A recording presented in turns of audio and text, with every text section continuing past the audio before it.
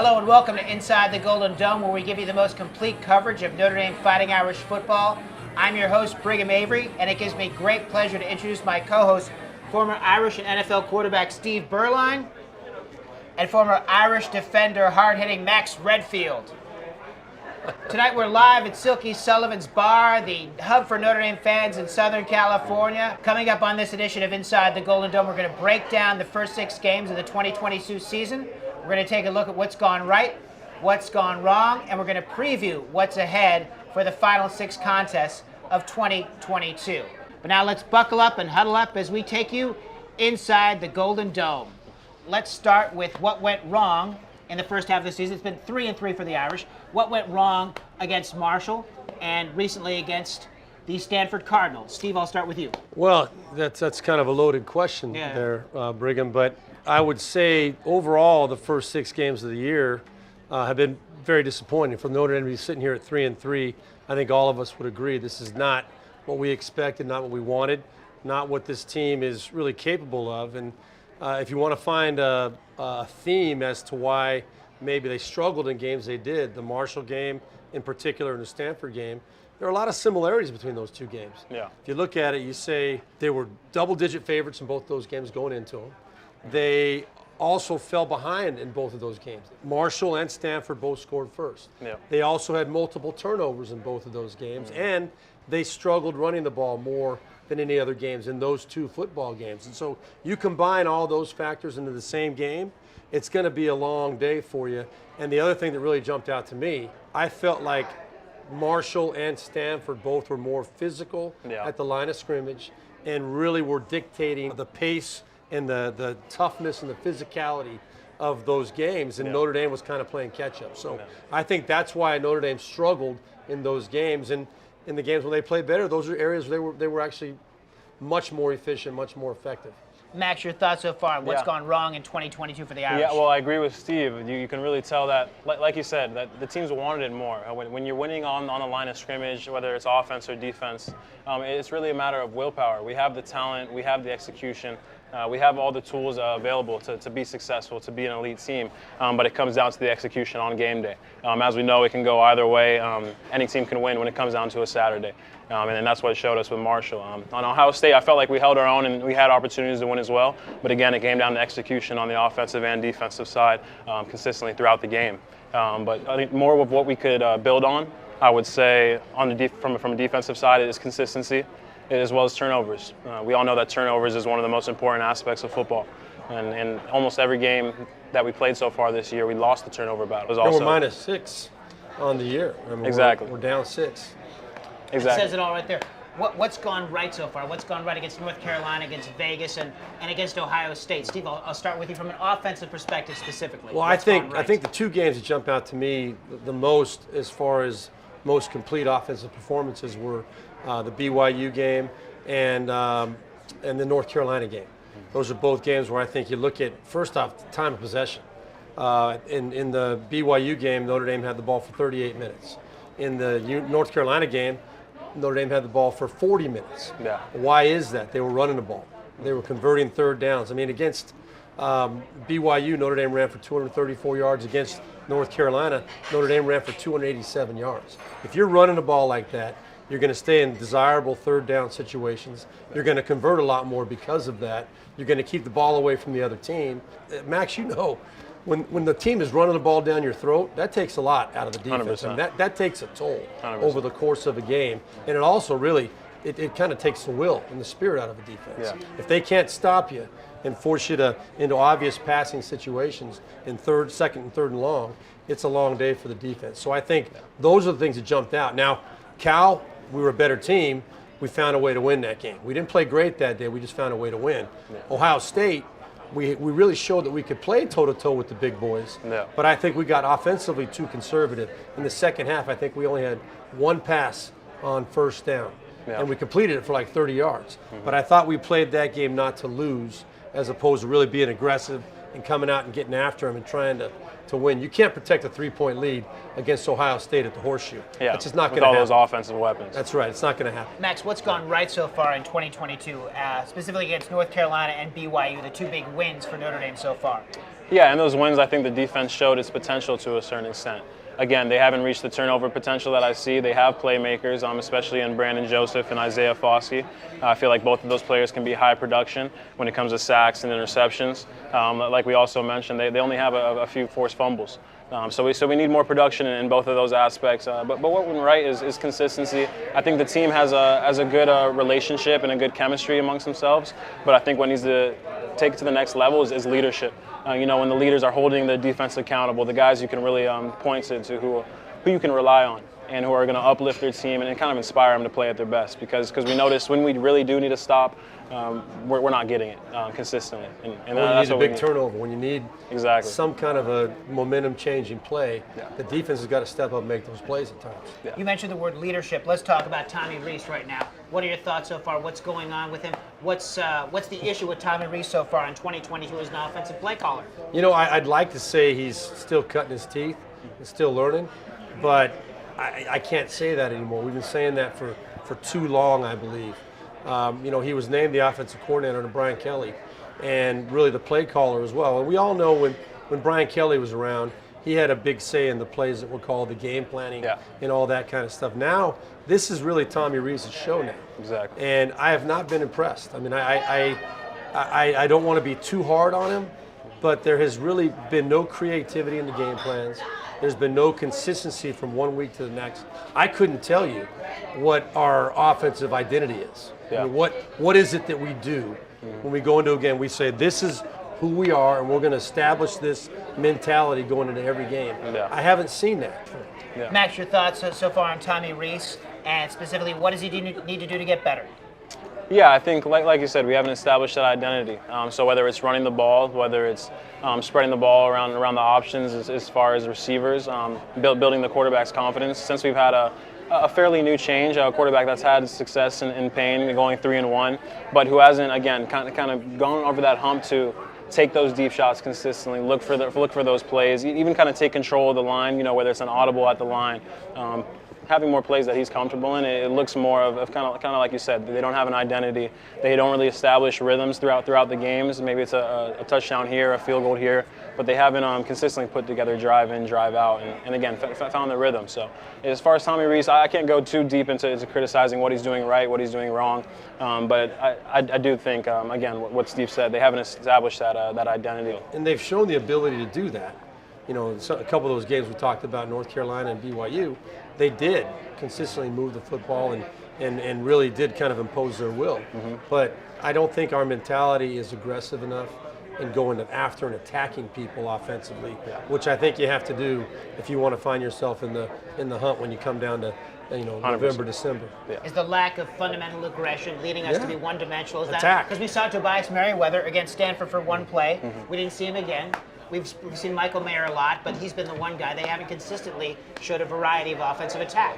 Yeah, and that when a defensive team looks at our offense and they start analyzing how they want to identify the top threats, Michael Mayer is going to be the guy that jumps out first. I mean, he is a beast. 100%. He is a beast in the running game and in the passing game. He's going to be a sure thing first rounder. He's going to be very successful at the next level. But you've got to find ways. And I think I think the offense has done a pretty good job of getting the ball to him consistently.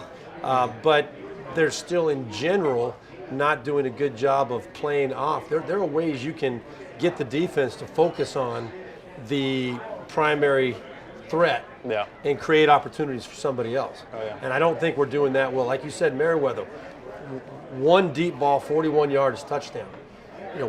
He should have one or two or three of those every single game. And if it's not him, it should be somebody else. Yeah. We got to be taking shots at every defense we play, making a statement that if you don't play it honest, we're going to go over the top of it. And it's got to be frustrating because they started to establish that against North Carolina and against UNLV, and then it went away against Stanford. Yeah. So one thing that's interesting, gentlemen, is we talk about Lou Holtz's first year. You were the quarterback in 1986. One of the big differences, Steve, with this team as Marcus Freeman's first year is they've come out flat. With Lou Holtz in command, you guys never came out flat. Does that concern? Is that a big difference? Well, I think, first off, I think Marcus Freeman's the right guy for the job. Yeah, I think he's going to prove himself over time. But he's learning. He's 35 years old, 36. Yeah. And I don't think he or anyone else in the Notre Dame program expected him to be the head coach this year. Nobody expected Brian Kelly to leave when he did. So I think that we have to understand that Marcus Freeman is still trying to figure out how he wants to build his program and what it means to be a head coach and what it takes to be a successful head coach. So I think he's going to be great. But you talk about 1986. From the very first time we stepped foot in a game under Lou Holtz, we were ready. He made sure, we were ready to play every single game. There was not one game in Lou Holtz's career, his whole tenure at Notre Dame, the 10 or 11 years that it was, where Notre Dame got blown out or lost a game against an inferior opponent. Yeah. One of the things he told us when he first came in, our first meeting, as he left the meeting, he said, "One more thing, men, we will not lose to Air Force ever again. We will not." And so, and he never did. Yeah. He didn't lose to Air Force. So, point being, we played Michigan, Alabama, LSU, Penn State, who won the national championship that year. We had a very difficult schedule against all teams that were ranked in the top 10. Every single year we played those schedules. We should have won all those games that year. We were ready to play. We just didn't quite know how to finish it off. Yeah. But I guarantee you, every one of those teams respected us when they stepped off the field because we were ready to play. Is there a concern, gentlemen? Red, I'll start with you. Yeah. With the 2023 class, the #1 recruiting class in college football, attained by Marcus Freeman this year, is there any concern specifically about losing some of those key figures with the way they've played so far? I'll start with you. What is your thought?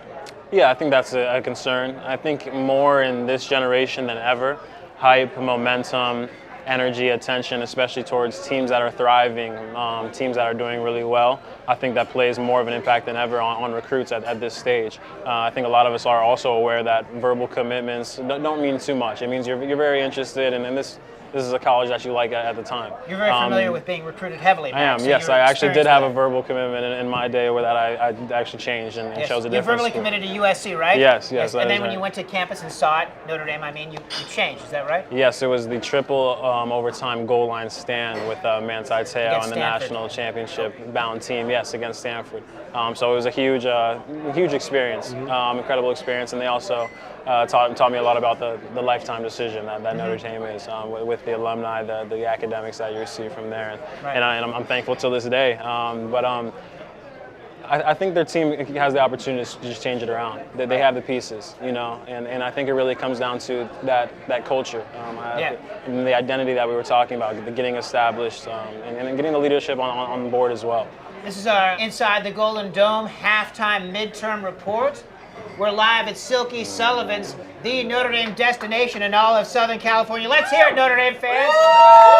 We got Steve, Buerlein, Max Redfield. We're going to take a quick commercial break on Inside the Golden Dome. We'll be back to break down the offense and defense so far and to look ahead to the final opponents in 2022. Back with more after this on Inside the Golden Dome.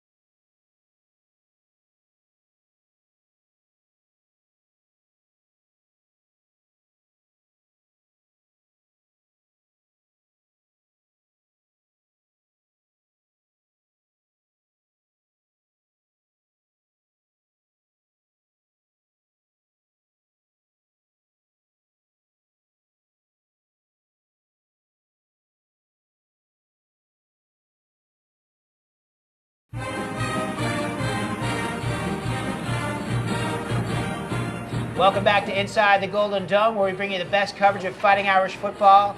I'm your host, Brigham Avery, along with Steve Buerlein and Max Redfield. We're breaking down the Fighting Irish in 2022. It's our halftime midseason report. And let's talk about the MVPs. Mr. Buerlein, who is your first half MVP on offense for Notre Dame, too? Well, this is pretty easy, I think. I mean, you go to the best player on the offense and the guy who really has been the most consistent performer offensive. That's Michael Mayer. 38 catches for over 400 yards, 5 touchdowns in 6 games. He's had some very big games, and he's had some other games where I don't think they've used him quite as well as they should have, but he's always been a factor. And he's the one guy that defenses look at when they look at Notre Dame in both the run game and the pass game. They've got to have an answer for him, or he will make it a very long day for a defense. So I think hands down he's the MVP. They should use him until the well runs dry. Find a way to get the ball to him anytime you can. Yeah.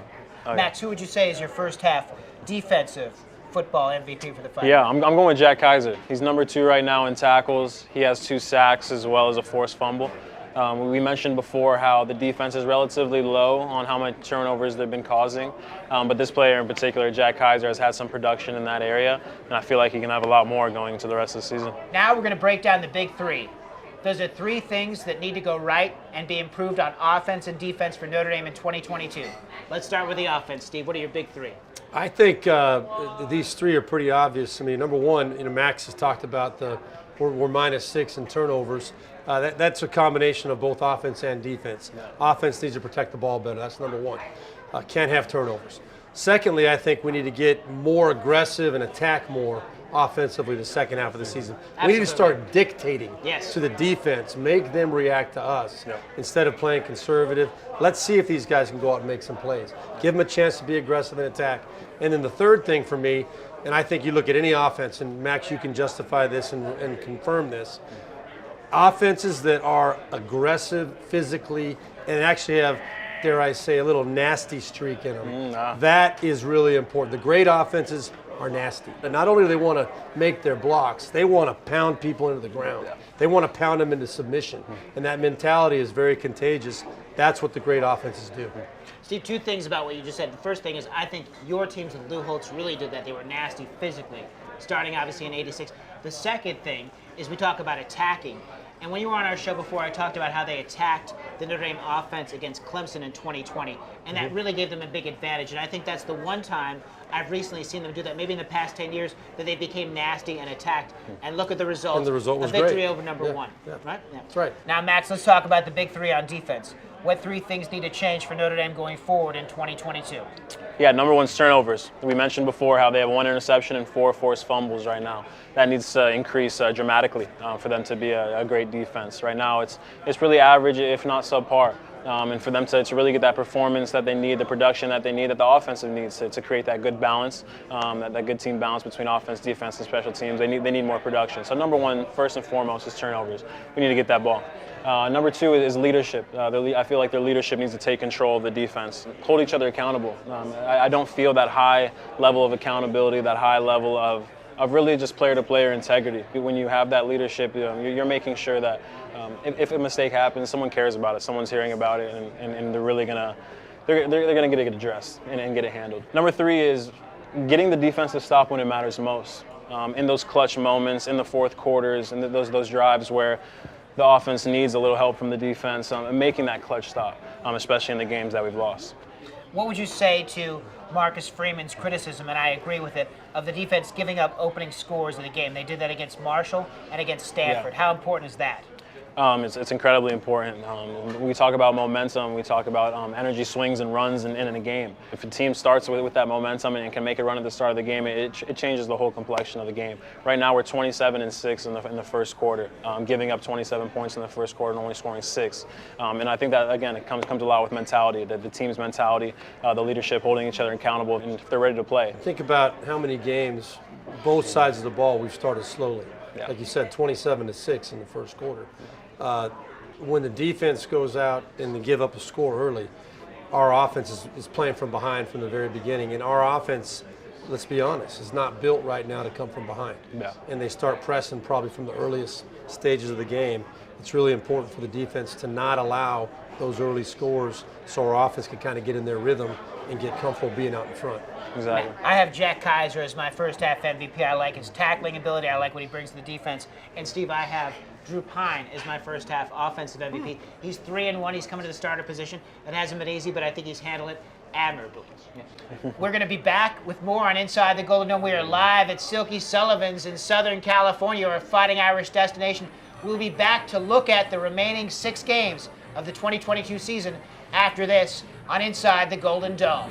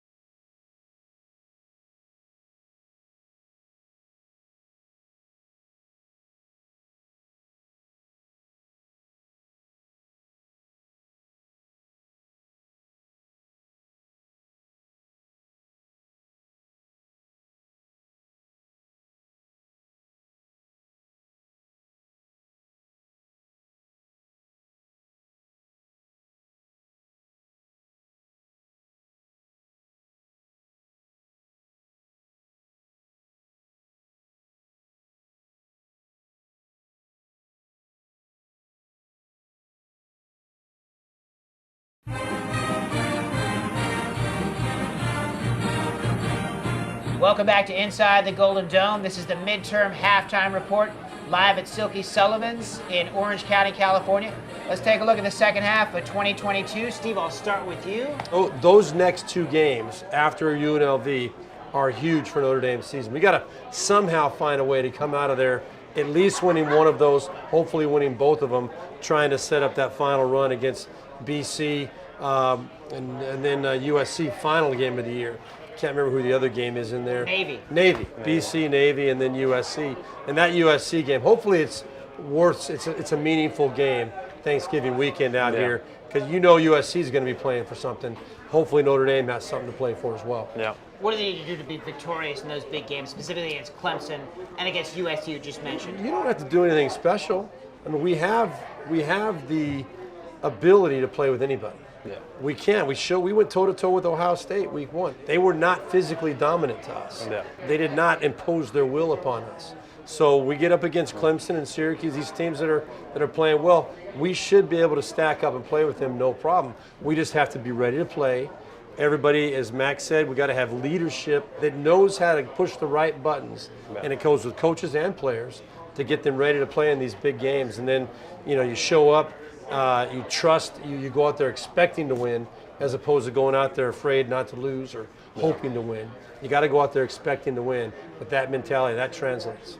When does that kick in, Steve? It does. It's what comes first, the horse or the carriage, right? It's one of them has to happen. You either have to start winning to get your confidence up and start believing you can do it, or you got to go in saying, I've had enough. We are stopping this mediocrity right now. The leadership, we are going to find a way to start winning ball games that we should win and showing that we belong with the best teams in the country. Max, what do they need to do to be successful in the second half of the season? They need to play as a unit, offense, defense, and special teams. I don't think we've seen a complete game where, you know, the offense establishes the run. They have big plays on offense. They have turnovers on defense, and then also protect the ball on offense. I don't think we've seen a complete game all around. And what comes with that complete game comes with that belief that Steve mentioned too.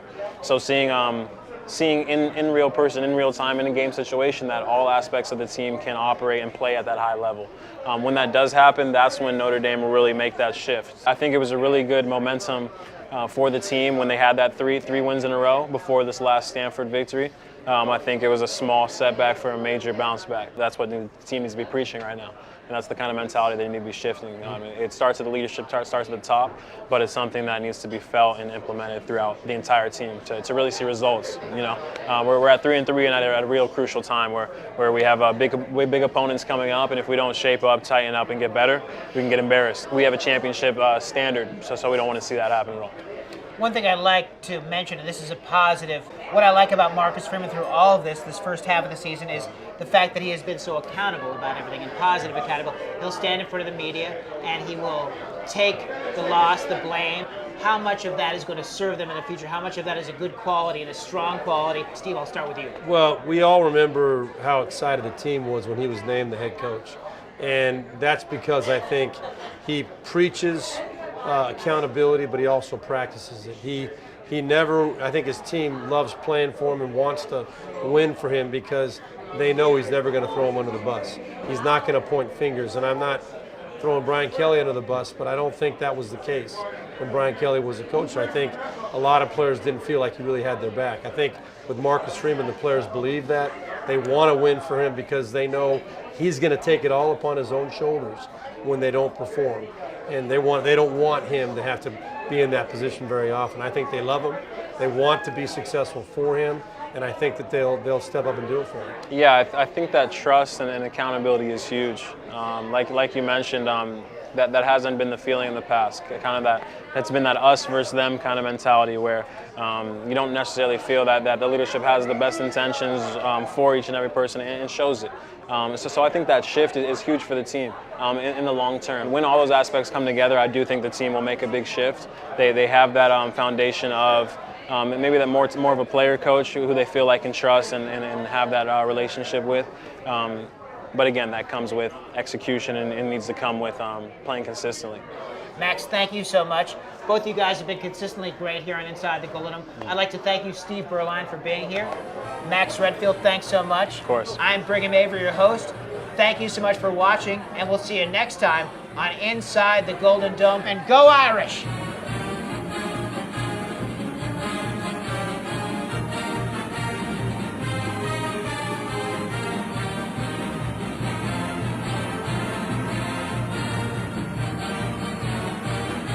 Inside the Golden Dome was filmed live on location at Silky Sullivan's in Fountain Valley, California.